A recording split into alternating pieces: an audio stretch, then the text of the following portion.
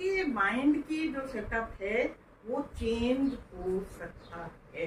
सिर्फ ये बताने के लिए आपको हम ये कहानी सुना रहे हैं।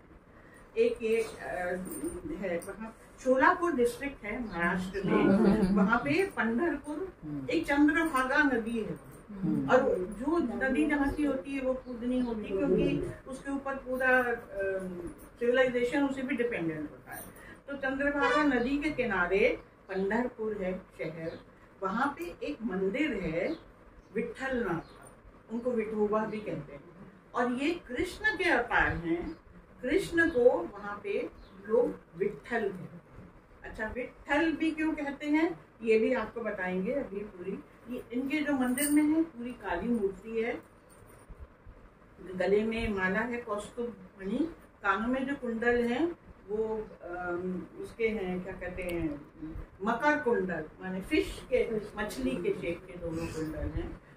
देखो हर चीज जो भगवान के स्वरूप में होती है ना एक प्रतीक होती है। मछली का मतलब क्या कि वो जल की एक है, एक जीव है, तो उसका भी आदर करो, उसको अपना के रखो, अपने वो मार के खाने के लिए नहीं है। वो मछली आसानी से बेचारी कुछ कर तो सकती नहीं, कुछ जगह से जाल फेंको तो फंस जाएगी, ना वो कहीं भाग सकती है, ना दौड़ सकती है, ना हाथ पैर है कि जाल काट ले, कुछ नहीं कर सकती। तो वो उन्होंने उसको पकड़ के अपने पास रख लिया कि ये अपने संभाल के रखने की चीज है, सौंदर्य की चीज है, इसको मार के खाना इसको नहीं चाहिए। तो ये जो उनकी एक मूर्ति है, इसके साथ एक और बात जुड़ी है कि एक पंढरपुर में एक साहूकार रहता था, उसके घर में कोई बच्चे नहीं थे, तो वो मानता था विठल को, बराबर विठल के पास जाता था, उनके दर्शन करता था, पूजा पाठ खूब करी। तो उसको ऐसा लगा एक दिन मन में, वही जिसको कहते हैं ना कल्पना शक्ति, उसको मन में कल्पना हुई कि भगवान हमसे कह रहे हैं कि तुम्हारे घर हम एक आशीर्वाद भेजेंगे, एक बेटा होगा। और कुछ दिन बाद बेटा हुआ।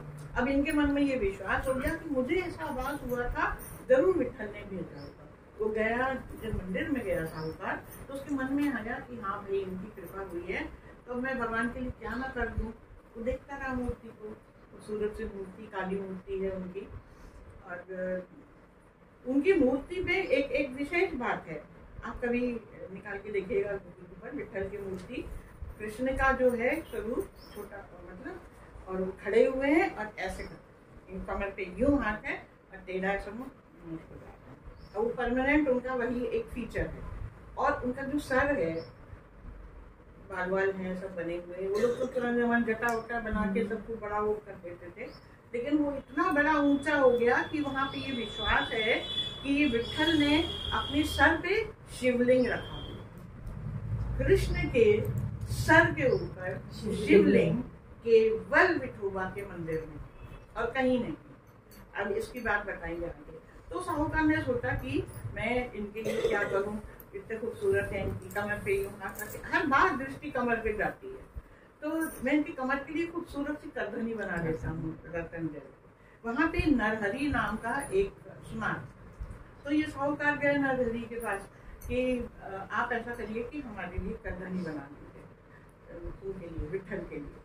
अच्छा, अब नरहरि जो है वो शैव है, वो वैष्णव नहीं है। शैव कौन होता है? शिव की उपासना करता है। वैष्णव विष्णु की, और जो देवी की उपासना करता है उसको क्या कहते हैं? शक्ति की, नहीं उसको कहते हैं शाक्त कहते हैं। तीन तरह के होते हैं, शक्ति की उपासना वाले को शाक्त कहते हैं। ये वैष्णव है, और वो है क्या? तो वो शैव थे नरहरि।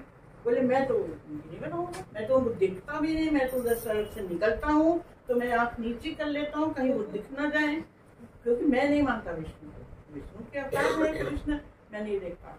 तो बोले देखने में क्या? बोले नहीं, कहीं मंदिर के शिखर को दिख जाए, मैं देखता ही नहीं।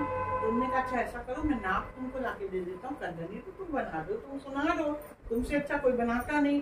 तो उसने बना दी, नाप लाके दिया, और जब वो साहूकार पहनाने गया तो करधनी 2 उंगली छोटी हो गई।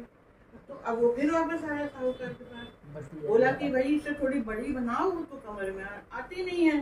तो उसने बनाई, तो जब पहनाने गए तो 4 उंगली बड़ी हो गई। अब वो बड़े परेशान। अब साहूकार को ये महसूस होने लगा कि विठल मुझसे नाराज है, मेरी भेंट स्वीकार नहीं कर रहे, कोई ना कोई बहाने से लौट जाती है। बहुत नरहरी के पीछे पड़े कि भैया आप एक बार चल के ना खुद अपने आप से संतुष्ट होके ले लो, अच्छी सी बन जाएगी।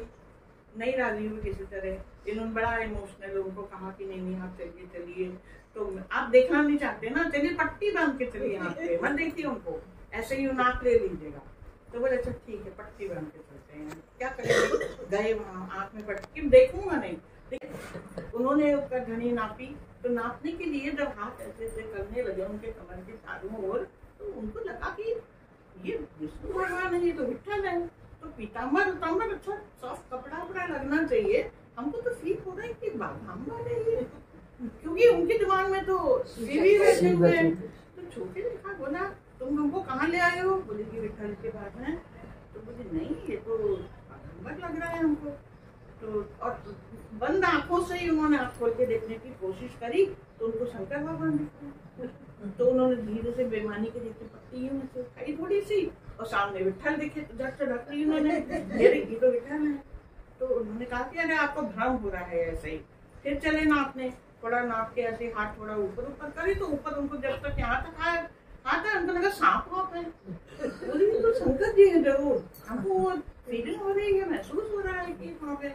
फिर उन्होंने पट्टी हटा, अंदर उनको दिखा कि तो शंकर बैठे हैं, गले में सांप गए थे। तो उन्होंने जब पट्टी हटा के देखी तो फिर वो दिखाई दिए विठ्ठल। अब वो तो साहूकार ने कहा आपको अभी तक समझ में नहीं आ रहा, आप विठ्ठल को छू रहे हैं और शंकर भगवान खुद सामने आके आपको आभास दिला रहे हैं कि मैं हूँ। आपको ये बात नहीं समझ में आ रही है कि शंकर हर और हरि दोनों एक ही है।